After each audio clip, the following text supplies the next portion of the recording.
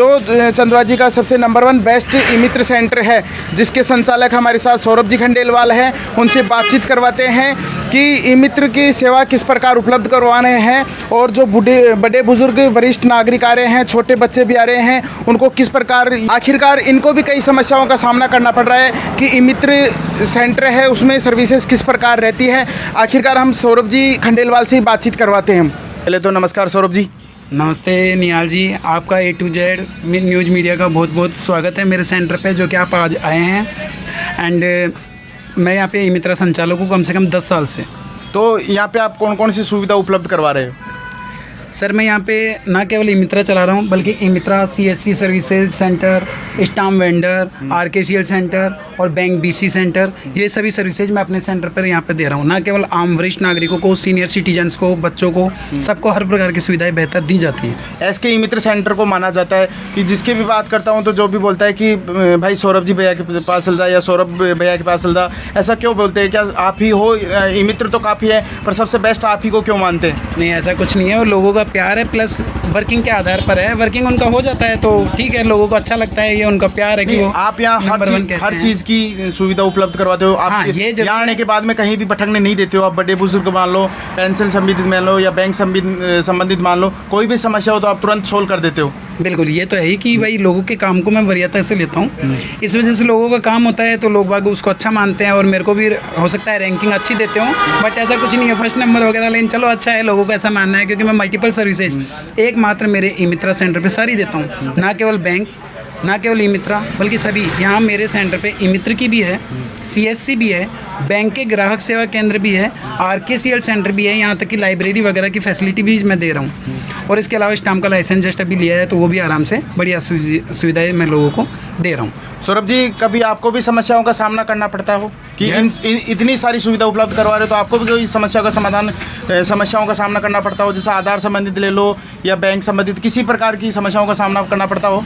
हाँ, सबसे पहले तो अभी प्रेजेंट में अगर हम देखें तो जो नियमानुसार, सरकारी नियमानुसार ये जो हमारी मंत्रा मशीनें वगैरह चेंजेज हो रही है, बायोमेट्रिक डिवाइसेज, वही सबसे ज़्यादा हमारे को टफ लग रही है। जबकि ये चीज़ें गलत है गवर्नमेंट को। सरासर पहली चीज़ तो मैं ये गलत मानता हूँ कि जब हमारी डिवाइसेज फिंगरप्रिंट जो कि जल भी रही है, वर्किंग भी कर रही है, तो इनको बंद ही नहीं करना चाहिए। सबसे मेन तो हमारे को अभी जो रिसेंटली देखने में आ रही है ना, वो प्रॉब्लम यही आ रही है कि मशीनों को बंद करके नई मशीनों के लिए हमें कहा जा रहा है कि साहब नई मशीनें आप परचेज कीजिए।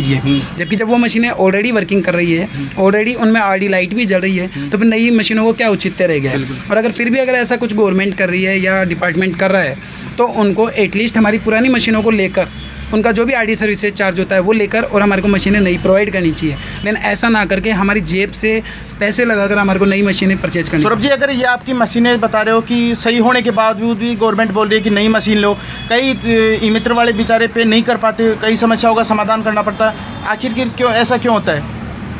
ये पता नहीं है, खैर सिक्योरिटी रीजन से चेंज कर रहे हैं। लेकिन अगर हर बार इस तरीके से चेंजेज होता रहा तो हमारे को तो इसमें प्रॉफिट कम और लॉस बहुत होता रहेगा, क्योंकि हर बार मशीनों को चेंजेज करना ये पॉसिबल नहीं हो पाता है। और अगर ऐसा कुछ है तो उनको मशीनों को भी रिप्लेस करने का प्रावधान कुछ रखना चाहिए। हाँ, एटलीस्ट कम से कम जो सही मशीनें हो, अगर ख़राब मशीनें हो तो आप मत लीजिए, लेकिन अगर मशीनें सही है तो आप उनको रिप्लेस कीजिए। और RD सर्विसेज के साथ में ये तो होना चाहिए कि भाई सही मशीन है तो उसको रिप्लेसमेंट तो करना चाहिए। बिल्कुल। अब वो बिना रिप्लेसमेंट करे फिर भी नई मशीनें दे रहे थे तो दादागिरी सी हो गई। मेरा असर गलत है।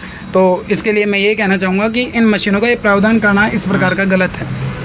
बाकी आप खुद देख सकते हैं, जैसे कि ये पहले हमारे पास मोरको L0 मशीन थी। ठीक है।